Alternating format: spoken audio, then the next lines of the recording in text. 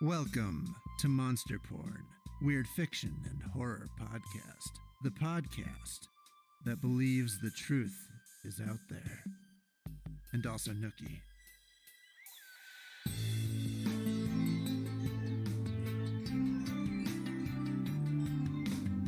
This week's episode is Pastoress, Angel of Death by Bret Norwood. If you haven't already, you can check out the original appearance of Pastoress back in episode 12.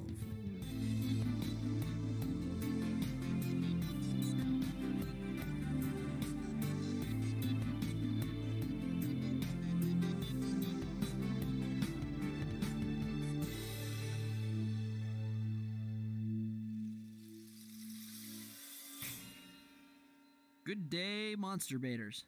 Man, we've been busy the last few weeks, but we wanted to take a moment and thank you for the continued support. We're getting more downloads with each passing week. If you are a subscriber and you enjoy the show, then please take a moment to give a 5-star rating and review for us wherever you listen to podcasts. Any little thing you can do helps a ton, and we are very appreciative. For every 25 new reviews, we are going to release a full-length bonus episode just like the one we did last Monday.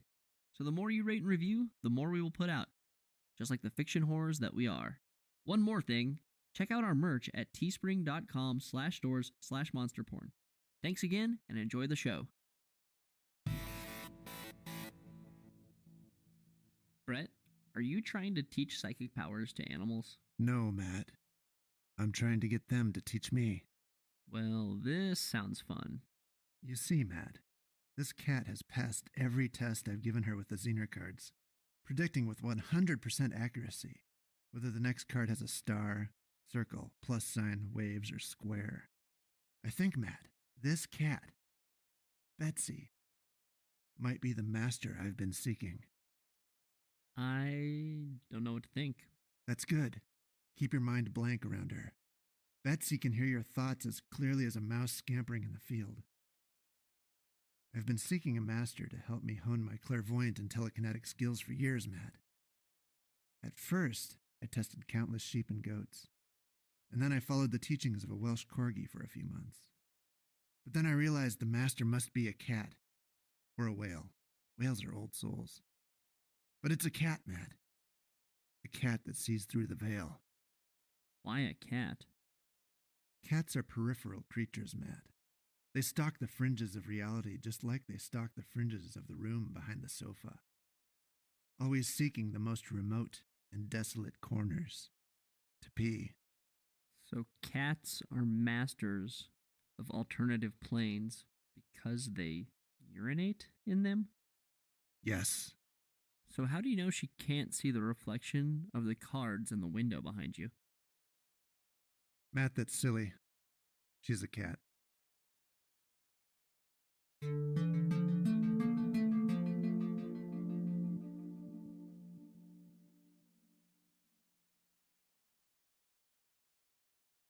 The bowling alley lay nearly silent past 10 at night.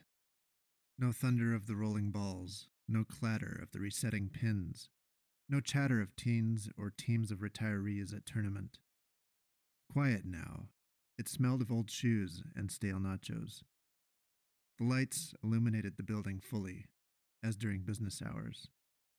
The only noise was of a man in the midst of one of the middle lanes, who crawled around like a baby on the polished hardwood, and, at intervals, made a bleating sound not unlike a goat. A small young woman stood over him on the barrier between lanes. The man crooked his neck to look up at her, like a dumb animal. The young woman glared back in silent disdain. She, inexplicably, wore the cassock of a priest. In her right hand was a vintage Walther handgun. "I have told you about the rain," she said, liltingly. She shot him twice in the head, and when he had rolled over onto his back in the lane, once more in the heart. His eyes rolled in his head, his tongue lolled out as his cheek fell against the lane. The pastoress watched calmly, with bored eyes. Then she turned to walk away. As she did, the man's hand found her ankle and held tight. She twisted to observe her quarry, mouth clenched into a thoughtful frown as the man uttered a last mumbling of indistinct consonants. One eye, glistening and still functional, held hers pleadingly. The weeds are but only for the fire, she said, and she shot him once more, blowing out that remaining eye and spraying blood onto her pant leg. She hustled through the dark parking lot, head down, past the last parked car. For a reason that would not be apparent to any onlooker, the pastoress stopped and stared into the distance, as if she had seen something. Another has begun to glow, she pronounced. They say that the pastoress comes by night, and if you see the pastoress in the night, despair, for you have wandered far, far beyond salvation's reach.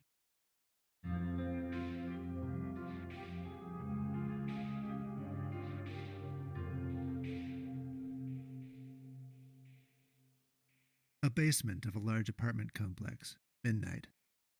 The boiler chortles and spits, the pipes rattle among the cobwebs and long shadows cast by old tungsten bulbs. The door to apartment 0 hangs open by the foot of the stairs. The occupant of same sits on the concrete floor outside his apartment, listening to the industrial orchestra of the night and cradling his head. His name is Austin, his age 28. He is lost, forgotten, left behind save by his parents back in Washington. His mother has paid his rent for 3 consecutive months. Austin must change. As if in answer to an unspoken prayer, a bid put out into the universe for a new direction, a path that can absorb him, make Austin no longer Austin but something new, something he hates less. A dark angel appears. Across the basement in the gloom, there is a raised concrete pad where once some appliance must have stood. Pipes hook through the air from the ceiling. On the pad, something perches like a drab flamingo. A singular luminous red eye glares, insect-like. It is a bulbous mass perched upon the S-like curve of a fat appendage. Lither tentacles dance about the body. Austin stares in dream-enchanted wonder. The valve on the boiler suddenly hisses as pressure is released. The visitor seems to be speaking. Whispers of a new path. The dark angel is gone. Austin must wonder if it was a delirious dream.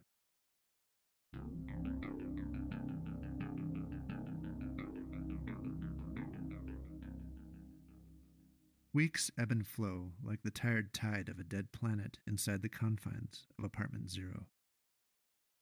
Nearly sleepless, Austin burns his eyes out by night on a computer screen. The people he's shooting and conversing with between the blasts of gunfire and artillery have become his familiars over preceding weeks. He almost feels he can confide in them. 2 o'clock, Nullifer, screeches a voice in his headset. Roger, Austin acknowledges. Cover, says another. Got you, Kekistani Jihad, Austin yells. Thanks, here we go, Nullifer. Post-Smoker 7, you in? Another voice crackles into Austin's ear. I'm in position. It's Gamergate Girl 7, whose real name is Emily. Rock and roll, Em, Austin says, a little too urgently. The colored light dances off of Austin's face in the dark. Outside of his headset, and aside from Austin's shouts, the basement is quiet. When, suddenly, Austin barks in response to his team. Only then does the secret world of the game break into the deadly still of his surrounding reality. Nullifer, what are you doing? The headset crackles. What do you mean I'm... No. Nullifer, get out of there. Get out of there. Trying. Asshole. Oh, we're fucked, guys. Dick butt fucked us. I'm dead. Fuck, I can't save all your asses, Emily says. We're all dead, Smoker. Yep, I'm pretty dead too, Emily says. Good job, team. Oh shit, Austin says. I'm sorry, guys. Having a shitty week, what can I say? Try that again? I'll suck less this time. There is a painful wait for a reply. There's a clear sense that DMs are being passed around, circumventing Austin. To ease the tension, Austin feels compelled to keep talking until somebody should give him a sign that shit is okay. I'm trash, what can I say? But I'm your trash, lucky dogs. He also posts a meme he thought was funny into the group chat. But the group chat is also dead. Austin becomes aware he is trying too hard, grasping at straws, and probably making things worse. His face burns red. Finally, the voice comes through the headset. "You're off the team, Nullifer. We've got another guy who can get us through this campaign." It's over. Silence. Cast out of Eden into silence.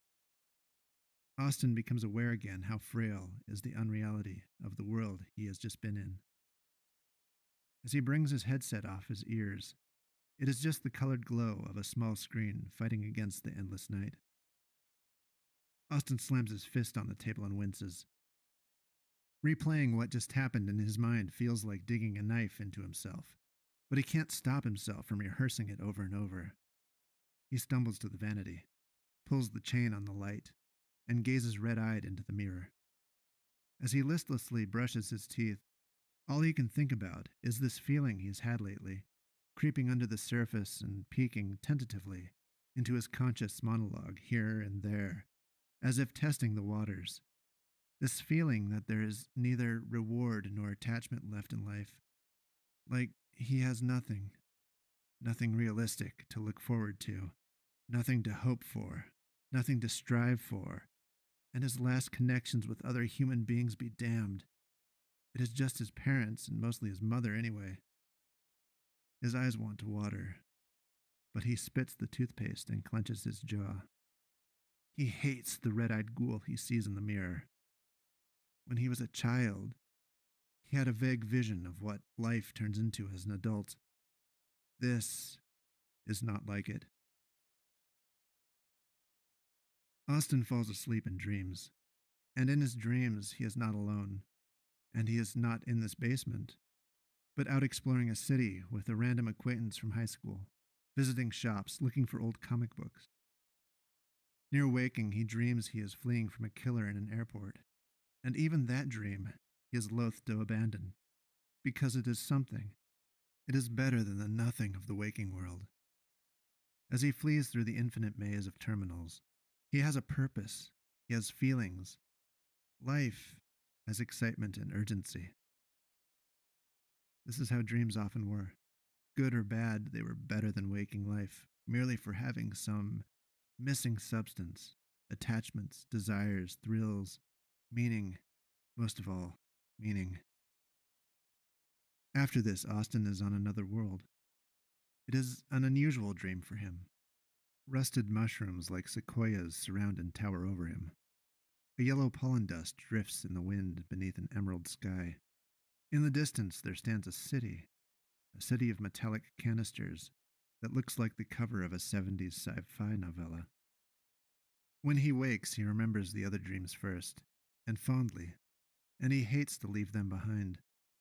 He wants to sleep and to dream forever, and stay where people are, and purpose. He only remembers the stranger dream as an afterthought, and he wonders where it has come from. In the mirror this morning, he doesn't look into his own eyes. He can't bear to be alone. Even alone in a crowd is counted as superior, so he makes himself go to the coffee shop, where he sits in a corner and pretends not to watch people. Without staring, he listens to a table of young professionals. Their chatter makes shortly clear that they are a team of graphic designers working on a website design. At another table, a 30-something man in a button-down shirt is on the phone for business. He sports a clean, fresh haircut and all the confidence in the world. On his hand, there is a wedding band. Austin sees a small, dark-haired girl rush in pea coat and boots, startling him to attention, and it makes him feel sick. The world spins. He realizes how cruel the universe is, that such desirable things should exist as this girl, yet be so utterly unattainable. Even if he was so courageous as to cold approach such a beautiful girl, what could he bring to the table? What does he have to offer? He's never succeeded at anything in his life. He has neither income nor aspirations. What he has is shame. What he has is a breathless apology for all that he is. What he has is this worn brown hoodie. What he has is apartment 0. Suddenly, he feels terribly uncomfortable, like the strangers around him are pressing upon him. He flees.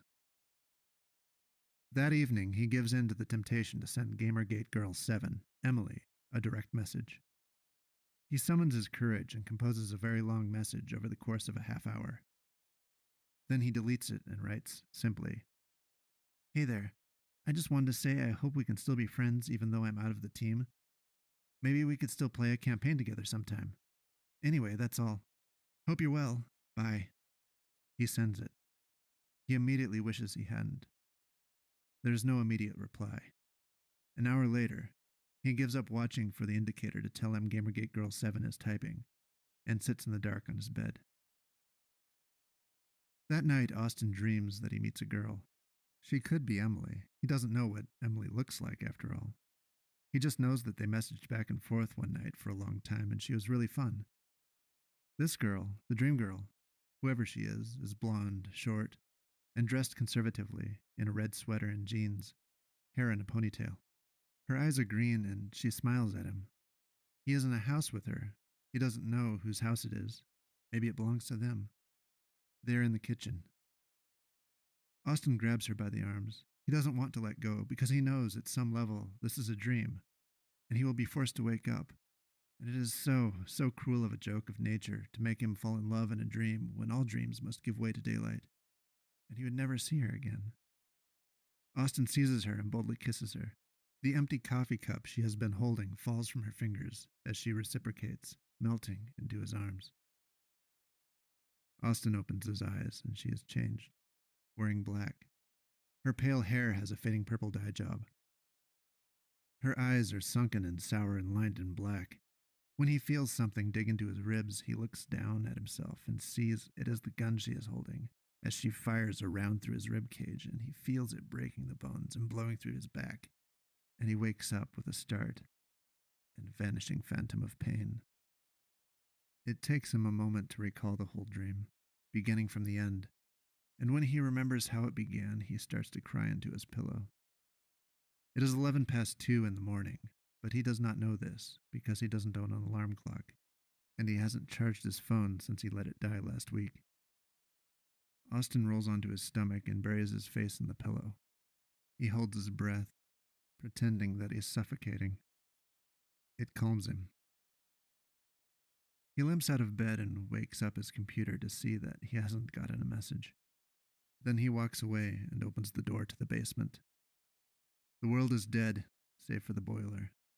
He stands in the doorway, in his sweatpants, and just stares at the long shadows cast by jaundiced bulbs across pipes and beams and cobwebs. He imagines himself hanging from the rafter. It doesn't scare him anymore. Rather, he feels a wave of relief. The relief of being released from having to go on, and, moreover, the justice of what he deserves for being who he is, for all his flaws and failings. He imagines the groundskeeper finding him, or one of the ladies upstairs next time one of them comes down for laundry. There is some gratification in knowing that then, and only then, would someone understand how he felt about his life. The ultimate confession, the closest confidence, and that shared with a stranger and posthumously. Ah, the irony. As Austin stands outside his door, his attention turns to the high, narrow window at ground level. As if unsurprised to find his former visitor returned, he reaches listlessly to open it. The red eye waits in the window. 3 lobes, covered in segments, stare through the little high rectangle. The eye blooms like a flower and sticks him in his temple with a long, dazzling finger. A word, a name, falls automatically from his lips. Oda Asanash. Somewhere, somewhen, taken in reverie, Austin sees one like a human being, yet not. A great and ancient one, in clothes he's never seen before, surrounded by an edifice unlike any on earth since the days of the old kingdom of Egypt. And he understands the significance of this man who is not a man. A leader, a pharaoh, even a god, tall and purple and veined, a triple chin on his square jaw, deep-set eyes to behold the darkness, a tiara as tall as himself perched over his brow, inlaid with what resembles circuitry, shining gold, tethered by transfer cables to a dark beyond. Oda Asenash, he intones again. He hears a voice boom. I am he who is not. I am the end of suffering for all sentient beings. And suddenly Austin is aware of his surroundings once again.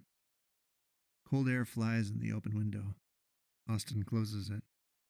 Thoughtlessly, and dead to feeling, Austin wanders through the basement of the complex like a shade. Through the laundry room, past the ancient storage lockers of rotting wood hung on drooping hinges, into the tunnel that connects his building to the next in the complex, which is lit queasy seafoam green by night, and which flickers. At the far end, the next basement is visible as a blackened open doorway, somehow inviting. Before Austin has taken 2 steps into the tunnel, the light flickers, and for the blink of an eye, there is a figure blocking the far door, the girl dressed in black from the dream, the girl who had shot him. When the light stutters another time, the phantom is gone. Austin staggers back to his apartment and shuts the door. Like a zombie, so close to death yet so far removed, he lies as if comatose in bed until dawn, yet never sleeping, only staring. Over and over, he imagines the black-dressed girl shooting him, and it brings him some measure of relief, some sense, even, of justice.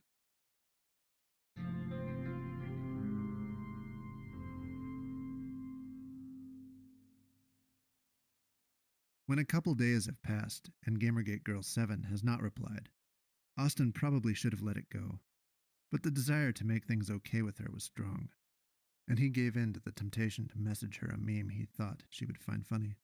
He couldn't imagine humor doing anything but lightening things, then making her crack a smile. He saw another good one, and he sent it too. What he got back, an hour later, was a curt message that devastated him, that flooded him with shame. It said, I'm gonna be honest, you're making me a little uncomfortable. Please no more DMs.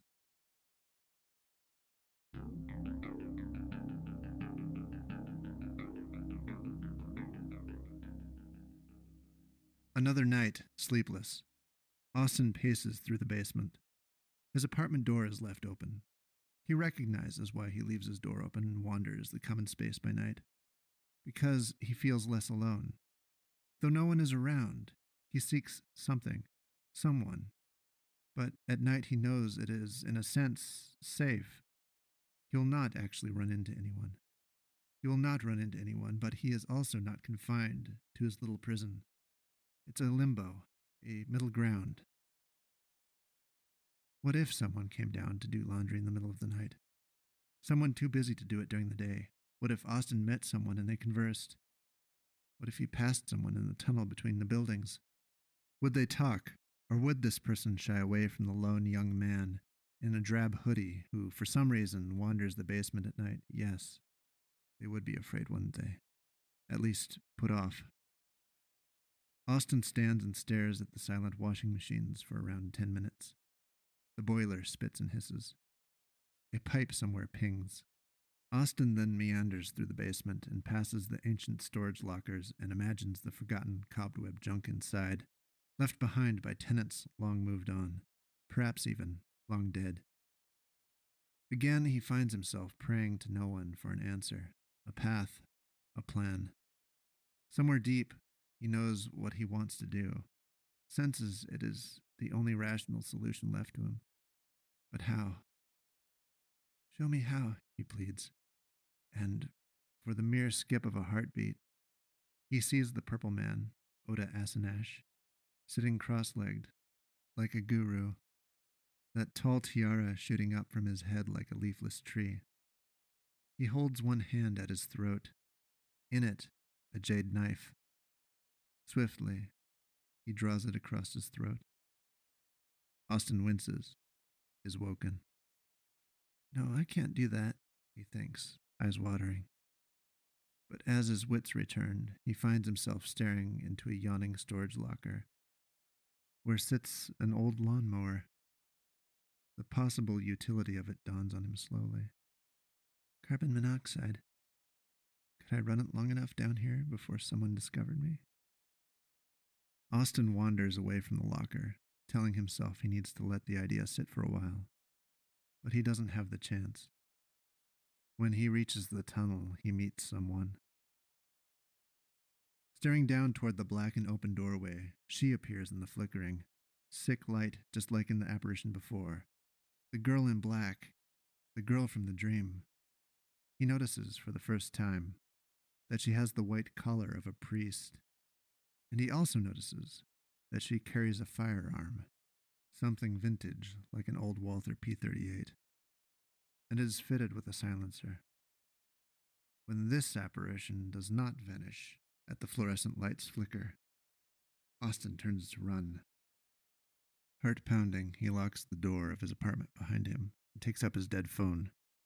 Damn it, he curses, and he fumbles for the charger that is plugged into the power strip under his desk.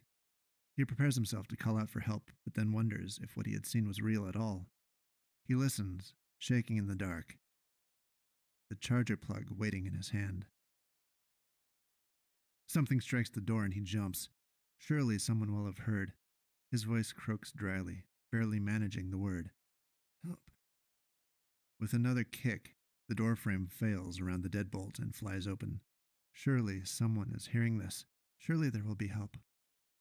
The girl's voice creaks. The dawn of this world is coming. She begins to say something else as Austin interrupts her with the wireless keyboard he has thrown at her head. He cries out like a barbarian and throws his blanket over her head and shoves his way out of the door. He finds the door to the staircase closed and locked. He shakes the handle uselessly and then turns to see the girl still by his door, tearing the blanket from her head and casting darts from her eyes. The rain falls to the earth, she pronounces deliberately, advancing with her pistol leveled at him, and it loses itself to nurture all what is else. Austin runs from the impassable door.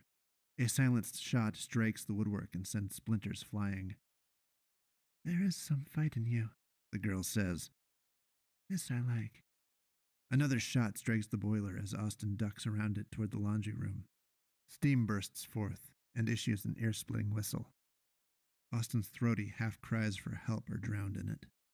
As Austin runs around the boiler, he flails and grabs onto a pipe that burns him and he screams. Frantic, he tries to keep moving and strikes his head against a low pipe. Shit, he cries, holding his head. He stumbles toward the tunnel to the next building. The girl emerges around the boiler behind him, leveling her gun again. Dust and particles explode from a cinder block at the tunnel entrance. Looking back, he finds the girl in the priest's garb, vaguely smiling. Scrambling for the tunnel, Austin cries out, Why? Because the weeds are meant only for the fire, she says, but the wheat for the harvest. Austin's fingers fumble over the doorstop. He manages to close the heavy door behind him. The girl makes no hurry to stop him. On the armature at the top of the door, there is a locking mechanism. Austin rushes to fasten it. The girl's face appears just outside the reinforced glass window in the door, glaring coldly. She steps back and levels the gun at the glass. Austin runs. She shoots. The glass fractures. She fires again, and it breaks. She knocks the remainder out with her little fist and reaches with futility for the armature. Austin attains the far end of the tunnel, but hearing a clatter, he glances back. She has cast her gun through the broken window onto the floor. He recognizes that he could return and take it up. He does not think there is a way she can make it through the door before he can reach the gun. He hesitates, takes a few tentative steps back into the tunnel. The thought that this could be a lure into a trap stops him. As he is about to continue to flee, he sees something beginning to fly in the door. Globs of some blue-tinted substance. They pile onto the floor beside the gun with heavy, wet plops and appear to have the consistency of jello. Whatever it is, there's a lot of it, coming in by the pounds, forming a wobbling heap. Along with the last few chunks come her clothes. He watches with fascinated horror as the blue jelly wobbles and writhes, pushing into her discarded clothing, forming the shape as it works outward from the floor, and finally forming the coloration of the girl down to the dye job and makeup. She stoops to pick up her pistol. Austin runs. He ducks first around the wall at the door, but realizing quickly he has nowhere to go from there and no defense, he must bolt from his cover by the wall and duck around this building's boiler. He doesn't look back as he does so. The girl in the priest's outfit never runs, but advances determinedly, slowly after him through the hall, gun raised. A shot strikes the boiler, and another, and again whistling steam begins to pour into the room. He is afraid to look back to see how far she has yet to come. He finds the door to the staircase locked, and he falls against the wall in the corner behind the boiler. He knows he must face her when she comes around that corner. The feeling this gives him is a horrible terror, almost unmanageable, that makes him feel faint now that he has moments to dwell on the fatalistic outcome bearing down on him. But in that reflection, he recognizes something else. The feeling he's known in his dreams. The feeling of purpose. The feeling of things mattering. The gravity of a life and death situation hoisted upon him. At this pause, his first chance to think since this surreal apocalypse began, he remembers, ironically, that just before his death became imminent, he had been thinking about dying. In the rafter, there's a spider's web, and in the spider's web, there's a black widow. Austin can see the red hourglass on its marble-sized abdomen, blood and time counted, a fit symbol for a killer. The abdomen of the spider morphs and talks to him. It has become the face of Oda Asanash, triple-chinned and wide. Mistake not a momentary thrill and temporary mission for lasting meaning, or for permanent hope, child of the quiet. This is wrong thinking. Within you, you know the truth. Austin has a vision of the future, should he survive this Holocaust. And what does it look like? It looks just like everything that came before, life empty of love or purpose, half living in apartment 0, But still, if he fought for his life now, couldn't he fight for a better life on the other side? Is it too late for him? Is it ever? Austin tries to imagine a different future, the future of his childhood conception, marriage, a family, a house, a meaningful job that he doesn't hate, the pride of providing for his wife and children. It is difficult to imagine. The best he can do is reflect on families he has known, and he realizes he doesn't know if he has ever seen a happy family. Always the mother is resentful for her sacrifices, always the father too, and seemingly dead inside from being trapped in a job he hates to provide for people who don't respect him. Austin returns to the belief that there is no such thing as a desirable future. There is peace and rest that waits for you, in me, speaks Oda Ashnash, for those who believe, and those who know the truth, that we are all nothing in our hearts. It is the night time that beckons, the emptiness that embraces without distinction, the sole solution to the suffering that is inherent to biological existence. My implementers heard your prayer and chose you, Austin, to show you and those like you the true way.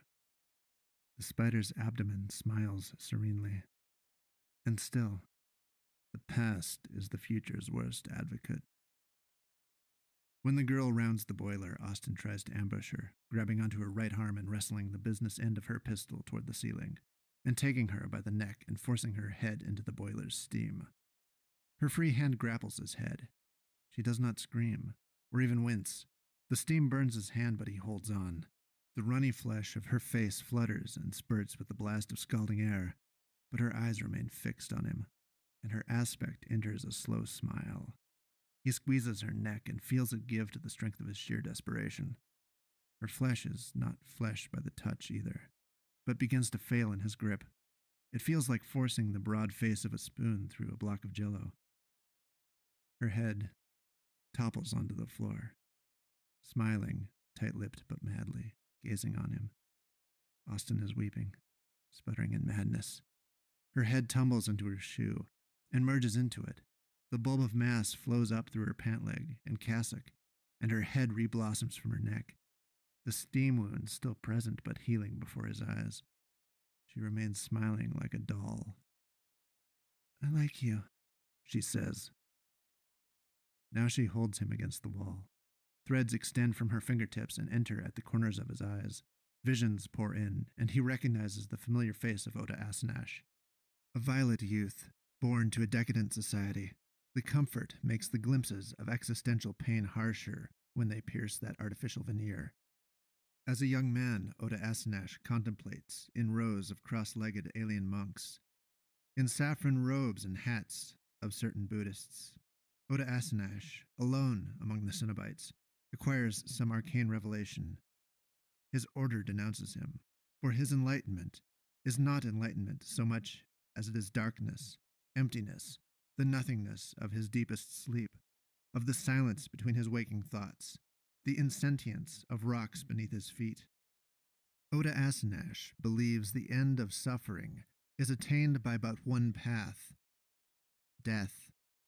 Yet he recognizes the selfishness in keeping this dark revelation for his own. He pledges that he will not himself pass from suffering into dreamless sleep until every sentient being is freed before him.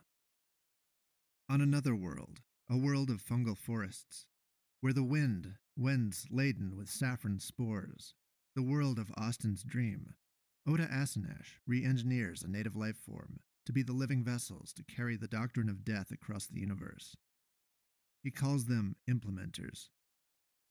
Though irrational beasts themselves, this synthetic breed now bears his teaching, uncomprehending as machines of the mission born within them, to bear death, the singular hope in a hopeless cosmos, to the masses, the living fodder that unfortunately populates the worlds. In the moment of his revelation, Oda Asanash claimed to touch, if only for the twinkle of an eye, and become that insentient darkness that all become in death, that all were before coming to be. His God and Buddha, the mind of non-being, the sole rest from a dissatisfying life. Now, this very mind, this being of non-being, lives, or lives not, through the reach of the creatures known as implementers, and all that they touch. It spreads and it grows across the void between the stars. There is a word for it, like the dawn, but for sunset. A universal sunset extending over worlds, a cosmic evening for the light of life. The gloaming. Austin's vision clears. The pistol is in his ribs, so much like the dream. The glaring girl challenges his eyes, a purple dangle of hair transecting one eye. Do you understand? She hisses. Fight. Austin sinks to his knees. He raises his eyes, sadly, mouth agape. You are not so bad impacted. I have fanned the flame of that spark of survival that remains. And you have responded. The flames have pushed back the darkness of Oda Asanash, opening the way for continuance. You may choose to keep the fire alight or not. No longer is it the choice of Oda Asanash. You choose. The dawn of this world is coming. The night is not the all. Austin has stopped fighting. He clasps the girl's legs and sets his forehead on her thigh, weeping. He lifts his head, but he does not meet her eyes. Lip trembling, he shakes his head slowly. The girl groans. Then I become the instrument of your wish. Do you understand? I clean the earth of that rain that bring only death, and that rain is now in you. You are being the weed that chokes the field, and I cannot let spread the seeds of the weed unless you fight. They hold like this.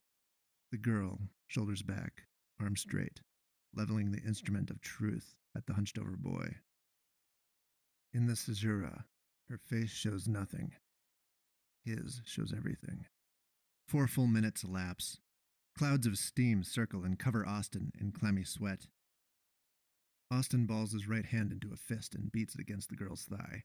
She staggers but resists his shoving, regaining her stance and keeping her straight face. Austin's tears and snot smear on her slacks. She smacks his face with the side of her pistol. Austin flies into a rage, charging onto his feet and wailing on the girl until she is pinned against the wall. She begins to smile. He strikes her face back and forth and then falls into her, still violently weeping. She wraps her arms around him. Slowly, he embraces her. She smells like autumn leaves and bleach. She feels like a cold pillow. Shh, yes. Let your rage preserve you, she sneers. Who are you? Austin wonders as the sobs subside. I have no name in tongue of you, she says, letting him go. What are you then? You're done up like a priest, like a pastor or something. But you're a killer, he stammers. I am sent to kill in silence what must die in silence, lest it spread. That is the all. With her, the universe has become infinitely more interesting, with so many questions, such wonder at these hidden things. The cult of Ota Asanash, the cassocked girl, now revealed to him, a war, a cosmic war, a spiritual war, and he, himself, a part of it. What do I do now? He wonders. The rage and frustration you feel, turn them toward the works that make you, and the sentient biological organisms around you, thrive. If you have no purpose other, then know there are others like you, at mercy of Ota Asanash, and there is a war going, a war that needs fighters who understand the what is at stake. The Pastoress vanishes into the shadows. Moments later, Austin hears a door. He is alone, but feeling less so. The Pastoress comes by night, and they say that whoever meets the Pastoress has wandered far beyond salvation's reach. But there are a few who despair, whom may yet be redeemed.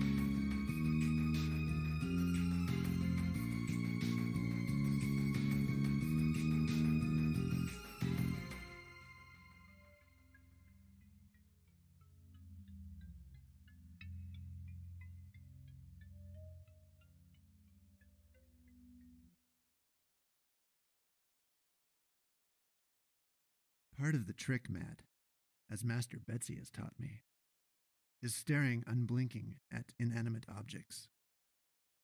Yeah, that fuzzy little mouse toy is definitely inanimate. What exactly are you trying to do? Shush, Matt. Well, if you're so psychic, who should I pick for my DraftKings lineup tonight? I've wasted $50 in the last 2 years and haven't won a dime. Who's playing? The Heat? Maybe the 76ers? Oh, wait, or should I ask you, little kitty cat?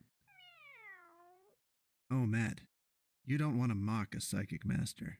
Oh, yeah. Master Betsy. Right up there with Shifu and Yoda. Problem is, every time you dump all of your allotted cash into one player, then some unheard of bench guy goes off for like 50 points. Happened last night. I'd take a beat if I were a betting cat. Oh, that's a good cat voice, Bret. Wait, Bret? Bret, that was you. Does Bret call himself a cat? No, but I often call Bret a pussy. Hey! What in the hell is going on here?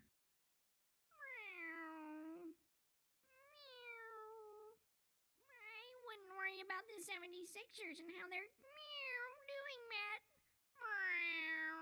I would worry about that curious rash that you've had since the Philippines.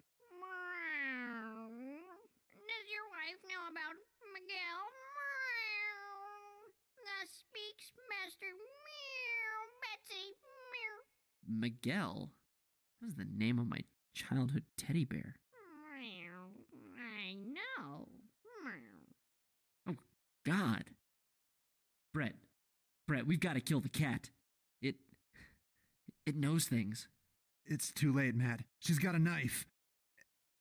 And isn't she a cutie patootie pootie? Yeah, yes, she is.